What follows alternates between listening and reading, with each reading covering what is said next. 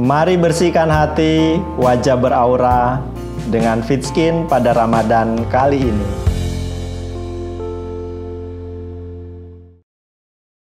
Sama Bu dokter itu, saya dikasih tahu, Mas ini saya harus terus terang, penjenengan sakitnya itu retinitis pigmentosa gitu. Loh, apa itu Bu? Udah ya Mas, nanti Mas yang browsing sendiri. Tanggal 12 April tahun 2000 jam setengah 3 sore itu saya tertabrak kereta Mas. Di situ kan ada rel Mas. Saya berhenti di situ, fokus saya ke barat. Nggak tahunya dari timur itu ada kereta. Kemudian saya ketabrak, menurut laporan kepolisian itu saya keseret sampai 6 meter Mas. Ya Allah, berilah kesempatan saya untuk membuat ibu saya tersenyum gitu. Atau bapak saya tersenyum. Saya terus berdoa begitu. Nggak sengaja lihat bapak saya tidur di becak itu Mas. Saya nangis Mas itu. Saya tersentuh banget sehingga bagaimana saya harus bisa lebih membantu orang tua, meringankan beban orang tua gitu.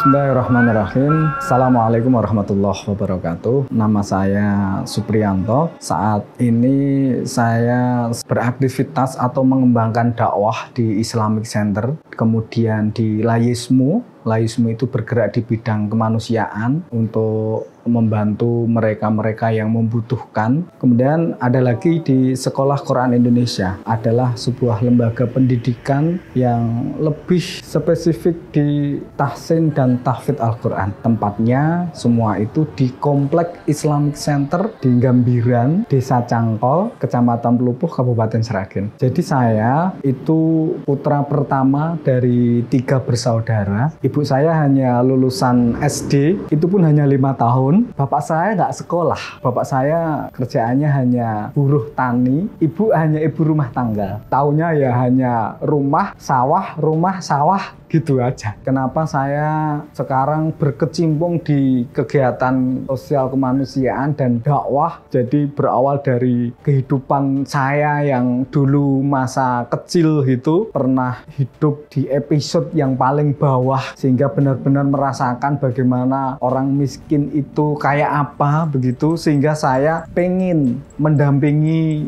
yang membutuhkan di Layismu ini. Itu kemudian untuk yang di dakwahnya, di sekolah Qur'annya. Jadi sejak kecil itu ibu saya termasuk kategori ibu yang didikannya keras kalau soal agama. Jadi kalau waktunya sholat ya ibu pasti nyari untuk diminta untuk sholat. Waktunya ngaji ya disuruh untuk ngaji. Nah akhirnya dari situ saya tertanam jiwa-jiwa agama. Disitulah kemudian sejak SMP itu saya sudah aktivis di dakwah. SMP itu saya sudah menjadi ketua Risma, SMA sudah menjadi ketua Risma tingkat kecamatan. Waktu itu namanya Bakorisma.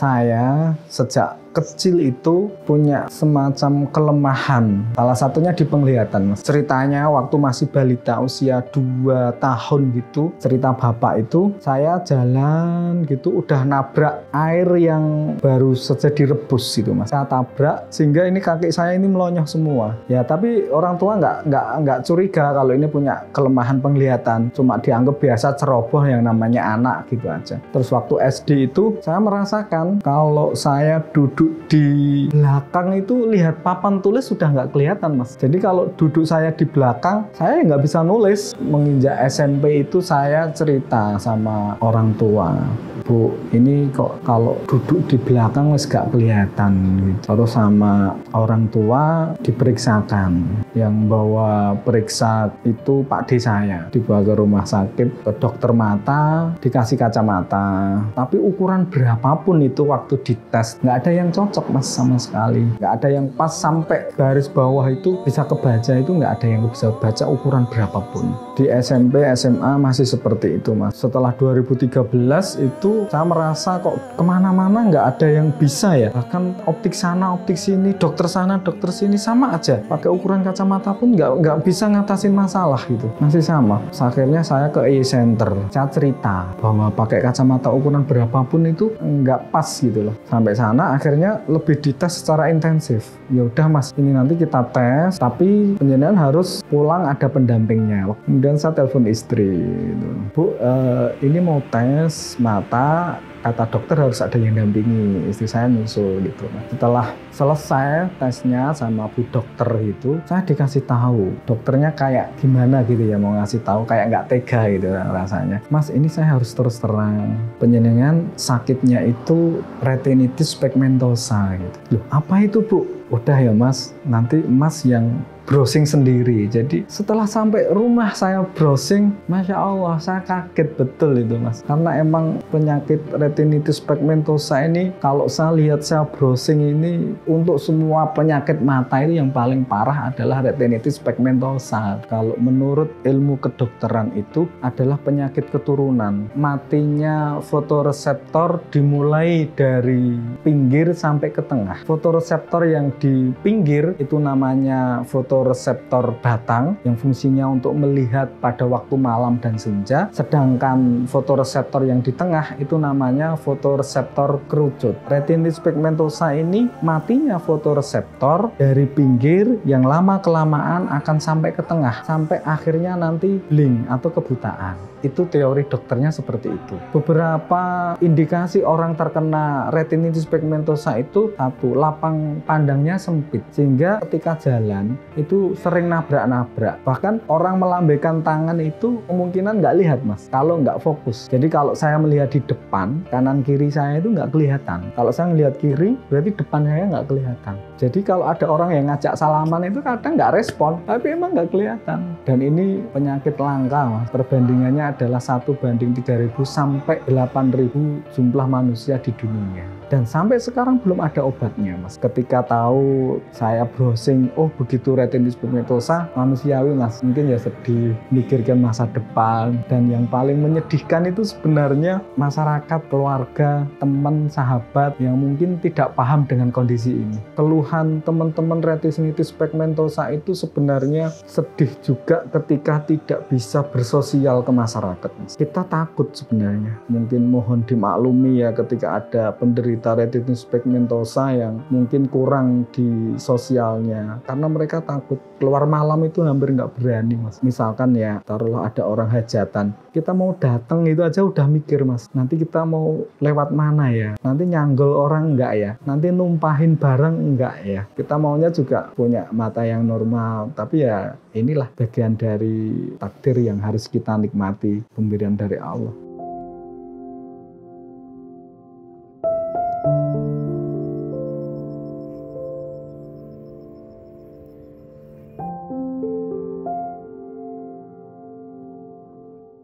Saya matur sama ibu dan bapak itu. Nanti SMA aku mau ke Solo, Mak. Dia bilang, nggak usah, udah cukup sampai SMP itu. Wong anaknya wong tani we kok. Saya kuat keinginannya, Mas. Saya harus sekolah, harus bisa merubah kehidupan keluarga. Akhirnya saya nekat. Pokoknya saya hanya minta uang SPP. Nanti untuk biaya hidup saya tak cari sendiri. Saya direstui sama ibu dan bapak karena saya harus tetap sekolah. Bapak itu kemudian kerja jadi tukang becak. Pas saya daftar pun sudah diantar pakai becak itu untuk mendukung kemauan saya. Nah akhirnya saya keterimanya di STM Muhammadiyah. Kemudian saya mikir Mas, dulu saya hanya minta biaya SPP-nya saja, sedangkan biaya harian, uang jajan saya nggak akan minta itu. Kemudian saya mikir Allah tunjukkan ternyata di situ. Ketemu sama temen saya, oh kamu nek pengen gratis ikut sana aja di masjid. Akhirnya saya jadi marbot masjid di situ Mas. Saya nggak ngeluarin uang untuk kos. Masaknya saya itu dibawain beras beras sama ibu dari rumah. Kemudian saya masak sendiri gitu Mas. Menjadi marbot masjid itu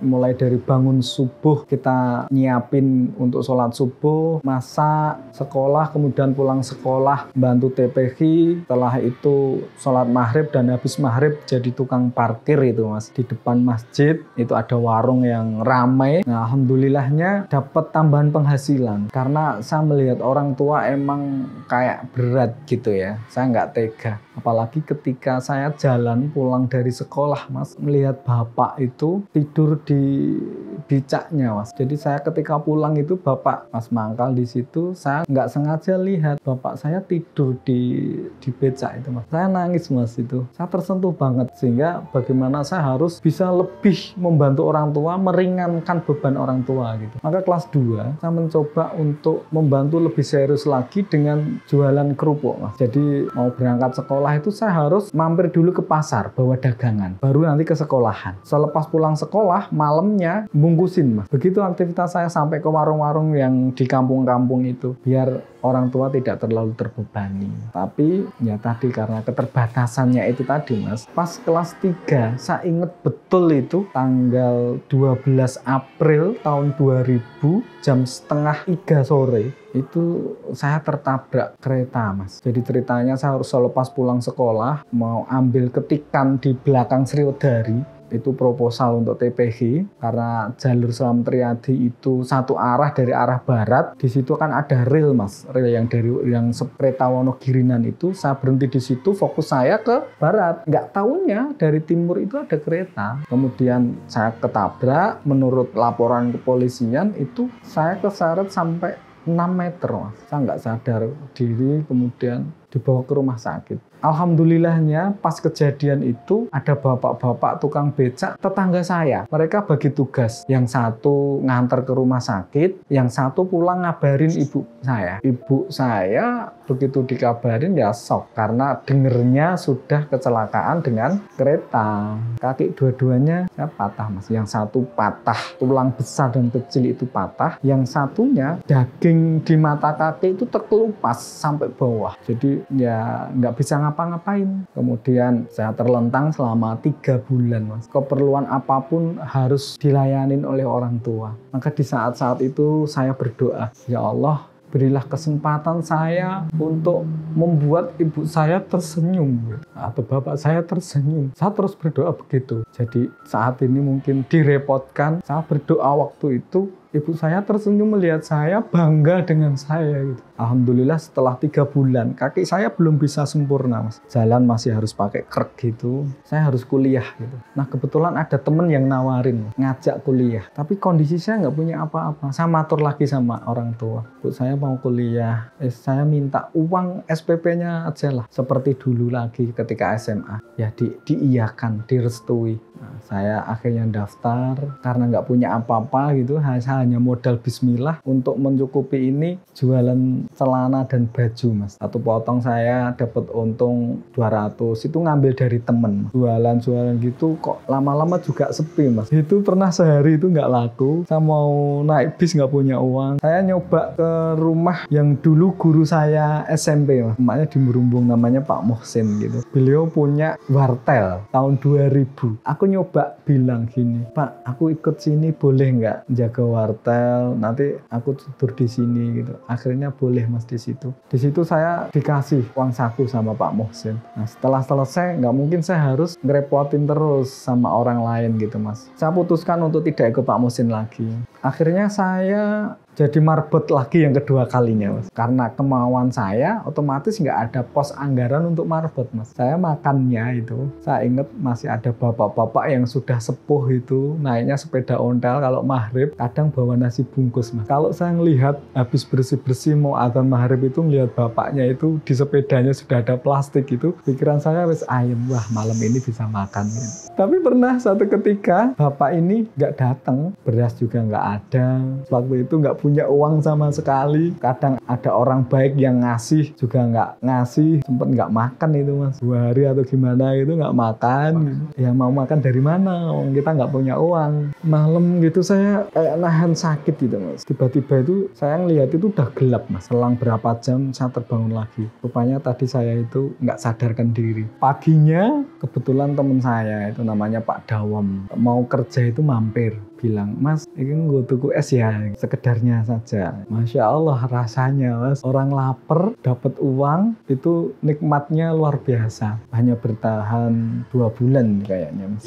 Iya, Mabot itu kemudian ngelamar di Cahya Abadi Komputer itu, perusahaan komputer jual beli. Saya masuk di situ, besoknya saya suruh bawa lamaran dan langsung dites dan langsung diterima. Saya ditempatkan di sekolahan ngajar gitu. Jadi modelnya sekolahan itu sewa beli. Perusahaan menyiapkan 20 unit taruhlah plus pengajarnya. Karena di tahun itu, tahun 2002, orang yang bisa komputer masih langka mas. Waktu itu langsung saya ngajar di 6 sekolahan lintas kabupaten mas. Juga masih saya nyambi terkenalan temen namanya Mas Aji itu punya handycam. Saya pinjem, mas pinjem gitu. Kebetulan saudara saya nikah, saya buat dokumentasi. Dari situ ada tetangga, ada saudara yang minta didokumentasikan pernikahannya gitu. Kemudian saya ya terpaksa mau dan semua alat saya pinjem.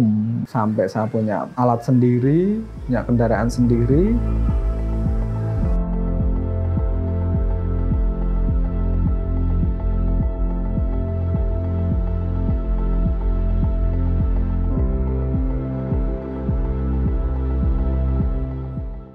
Dengan saya merintis usaha yang hanya dari handycam sampai punya peralatan lengkap itu, hasilnya sudah bisa saya nikmati. Bisa bangun rumah tanpa hutang alhamdulillah dengan ukuran 11 kali 19 itu mas pertamanya. Alhamdulillah sekarang itu semua sudah Allah berikan.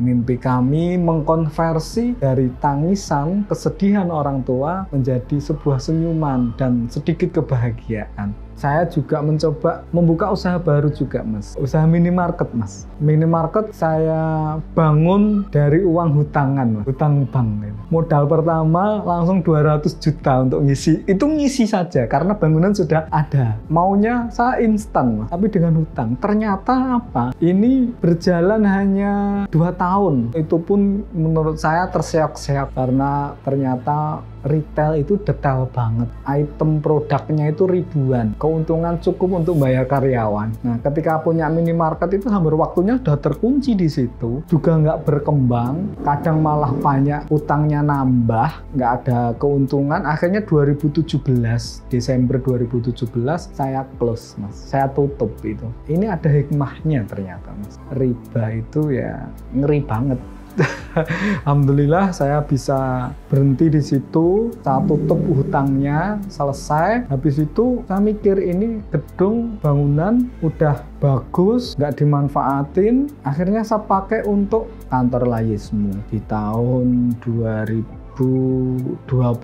Jadi sebelum di situ Layismu itu kan tempatnya sementara kan di rumah saya mas. 2012 ya hanya relawan biasa gitu. 2016 saya mulai jadi ketua Layismu. Saya langsung bikin gerakan yang manfaat untuk umat. Salah satunya saya langsung ada gerakan layanan ambulan gratis untuk mengantar pasien, antar jemput jenazah juga. Di Plupuh ini mas, banyak orang yang masih memerlukan bantuan dan uluran tangan. Salah satu atau beberapa profil yang kita layani itu yang sakit bapaknya, sakit gagal ginjal, udah nggak kerja, ibunya hanya ibu rumah tangga. Kalau mau periksa masih harus charter mobil. Pelupuh Solo itu charterannya 200.000, mereka nggak mampu. Itu buat makan aja nggak ada, udah nggak kerja karena sakit gagal ginjal itu.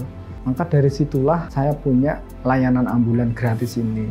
Kemudian kita nambah lagi mas di 2019 itu karena permintaan banyak. Kita open donasi lagi. Alhamdulillahnya akhir 2019 di bulan November itu sudah kebeli lagi 1 armada. Jadi kita punya 2 armada gratis untuk layanan umat. Di kantor Layismu ini kan operasionalnya sampai jam 4 mas kantornya. Setelah jam 4 sampai malam itu kan nganggur. Saya juga nggak mau, ini nggak nggak produktif gitu ya. Saya mikir kita pakai yang lebih produktif bisa. Nah, akhirnya saya membuka sekolah tahfidz Mas. Hanya tetangga sebelah, isinya hanya 10 orang. Awalnya saya ajar sendiri, saya karena banyak aktivitas lain, saya carikan ustadz, ada 2 ustadz yang menghandle selama 1 tahun. Alhamdulillah berjalan. Di tahun 2020, di bulan 6 itu, saya sudah mulai untuk membangun yang lantai 2, yang rencananya untuk sekolah Quran atau rumah Quran. Dan itu ya hanya modalnya bismillah. Saya nggak open donasi. Jadi saya bangun sendiri, punya uang sekitar 40 juta. Akhirnya jadi Mas 2 bulan. Tapi setelah jadi itu, saya total habisnya 150 juta. Tapi alhamdulillah semuanya bisa ketutup. Karena udah niat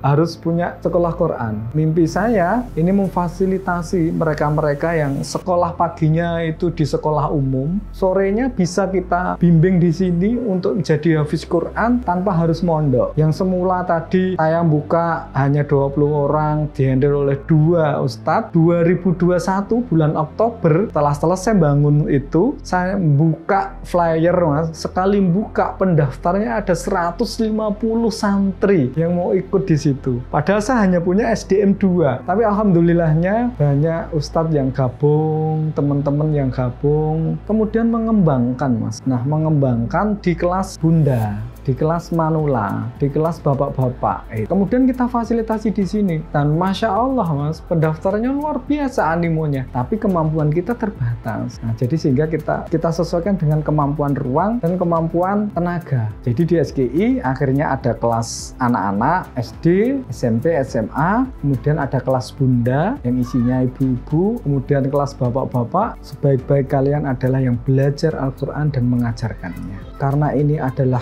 yang terbaik, maka saya berharap sekolah Quran yang saya bangun tidak hanya untuk di Plupuh Sragen, tetapi nanti saya pengennya ada di seluruh Indonesia itu ada sekolah Quran. Kita ATM dari sini. Slogan kita kan cerdas, kuat, Qurani. Jadi selain otak kita membangun kecerdasan, kita juga kuat. Kuat di sini artinya nanti saya harapannya di sekolah Quran Indonesia itu ada skill entrepreneurnya Mas. Saya pengen melahirkan ulama-ulama yang kuat secara ekonomi. Tidak hanya cerdas pemikirannya, tidak hanya pandai baca Quran, tapi juga dia kuat ekonominya. Inilah yang mungkin menjadi nilai plus dari sekolah-sekolah yang lain. Dan di sekolah Quran Indonesia ini kita berdiri di atas semua golongan Mas. Harapan kita dengan adanya sekolah Quran Indonesia ini terjalin sebuah ukhuwah. Visi besarnya seperti itu Mas. Kita akan buka mahat Mas, namanya Mahat Quran Indonesia gitu. Jadi sekelas mahasiswa. Alhamdulillah kita sudah susun, kita sudah siapkan tim pengajarnya, kita sudah siapkan eksekutornya, tinggal jalan. Harapan kita Mahat Quran Indonesia ini saya berharap nanti lahir SDM yang berkualitas, yang bisa untuk memanage sebuah lembaga. Maka nanti kalau pengembangan kita ke seluruh Indonesia, kita pun menyiapkan SDM-nya melalui Mahat Quran Indonesia itu Mas. Dan juga kita akan membuka program bimbingan belajar Quran khusus ibu hamil. Apa itu? Itu adalah untuk menstimulan generasi Qurani sejak masih janin di dalam rahim seorang ibu. Nanti kita ke depan juga akan punya sekolah formal Mas, atau pondok pesantren yang kita padu dengan sekolah formalnya begitu. Mulai dari tingkat PAUD, TK, SD, SMP, dan SMA. SGI tetap jalan, program formal pun insya Allah jalan.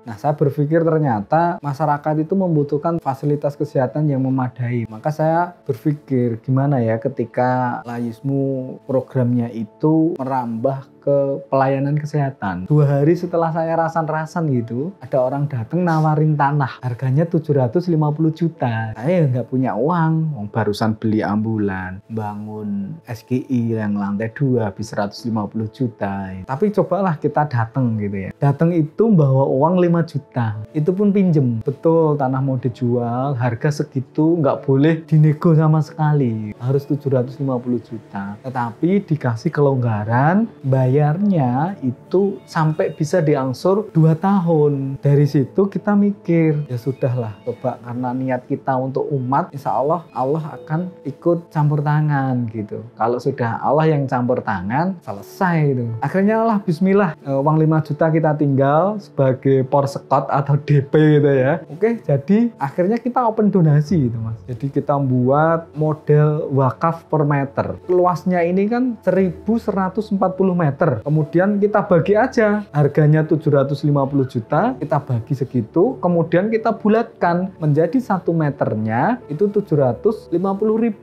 Nah, nanti mikir kita plus untuk biaya balik nama dan lain sebagainya. Nah, alhamdulillahnya dengan semangat kita tim Layusmu yang tiap hari itu Mas keliling Mas cari donasi itu. Kita umumkan di situ untuk lelang amal gitu, model wakaf, ada yang ngambil 10, ada yang ngambil 5 gitu. Akhirnya dalam waktu 3 bulan Mas sudah terbeli ini tanah. Jadi launching open donasinya itu tanggal 9 Agustus tahun 2021, tanggal 20 November itu sudah kita lunasi di depan notaris Mas, sekaligus kita proses balik namanya. Awalnya kan prioritasnya klinik dulu Mas, tapi banyak para ustadz, para kiai, sesepuh kita itu menasehati saya, jangan klinik dulu, tapi masjid dulu. Jadi uang donasi yang kita kumpulkan untuk wakaf itu ceritanya masih ada sisa 100 juta Mas. Yang wakaf kita tanya ini sudah penuh tapi nanti dialihkan untuk pembangunan gimana, boleh. Akhirnya karena kita mengerucut masjid, saya nyoba WA sama temen yang ngurusin bantuan Saudi itu Mas. Singkat ceritanya di ACC itu. Tapi hanya diizinkan membangun 1 lantai dengan bantuan per meternya 1.400.000. Jadi total kalau ini 13 kali 13 kita dapatnya hanya 240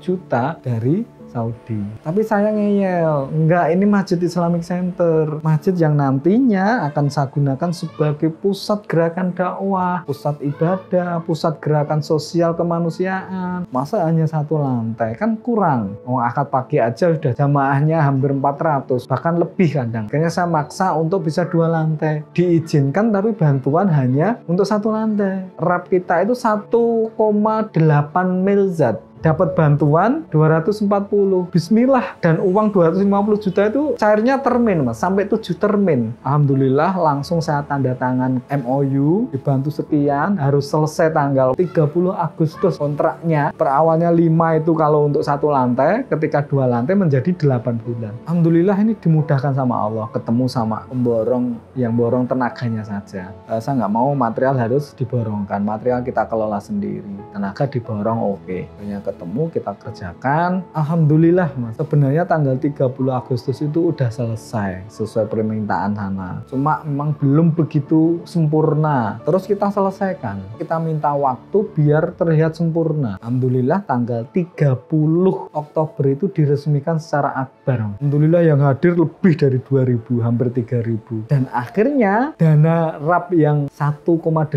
miliar itu sampai akhir diresmikan itu habis 2,1 miliar. Dari kita emang nggak punya uang sama sekali, ibaratnya kan gitu. Modalnya apa? Bismillah. Tapi ya setelah bismillah kok kita diem enggak. Itu ya butuh energi yang besar, butuh pemikiran yang fokus. Karena tiap hari kita harus nyiapin material, bayar tukang. Kita masuk dari masjid ke masjid, dari kelompok pengajian ke kelompok pengajian. Saya datang bersama tim. Nah, alhamdulillah didukung. Mereka selain doa juga kontribusi harta, karena yang namanya sedekah itu ya harta, ya tenaga, minimal doa. Saya akan sampaikan begitu. Kalau memang bapak-bapak belum punya kelebihan rezeki, ya monggo didoakan kami untuk diberikan kemudahan sama Allah.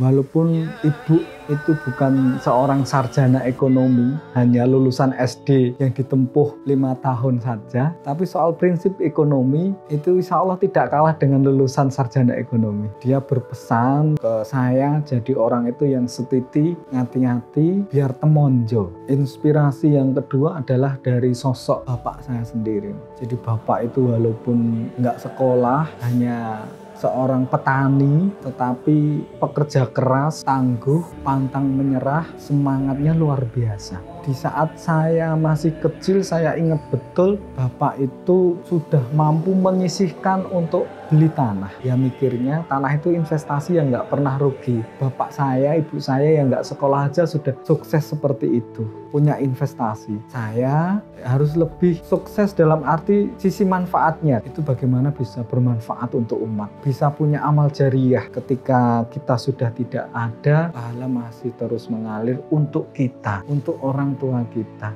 Keterbatasan yang kita miliki jangan menjadikan kita itu terus menyerah. Ingat bahwa Allah itu tidak pernah punya produk yang gagal. Ciptaan Allah itu sempurna. Di balik itu semua pasti ada hikmah, ada kelebihan yang Allah emang desain untuk kita. Kita lemah di penglihatan, kalau kita mau gali potensi kita, pasti ada kelebihan yang lain. Terus semangat, yakinlah bahwa setiap skenario Allah itu terbaik untuk umatnya. Keterbatasan itu tidak menjadi penghalang untuk kita tetap berkarya. Teman-teman yang mungkin punya penyakit keterbatasan penglihatan seperti saya, ayo kita tetap semangat, jalani, nikmati takdir Allah ini dengan penuh kebahagiaan. Insya Allah dengan kebahagiaan itu selesai masalah kita. Semua tidak bisa memilih ketika dilahirkan itu dalam kondisi kayak apa. Bisanya adalah kita menentukan bagaimana merancang masa depan yang lebih baik. Terima kasih kami ucapkan pada semuanya yang telah menyimak kisah perjalanan saya, bisa membersamai anak-anak di Sekolah Quran Indonesia, bisa membersamai para duafa yang disantuni Layismu, dan jamaah yang ada di Masjid Islamic Center. Semoga keberkahan selalu dilimpahkan kepada kita semuanya. Assalamualaikum warahmatullahi wabarakatuh. Waalaikumsalam.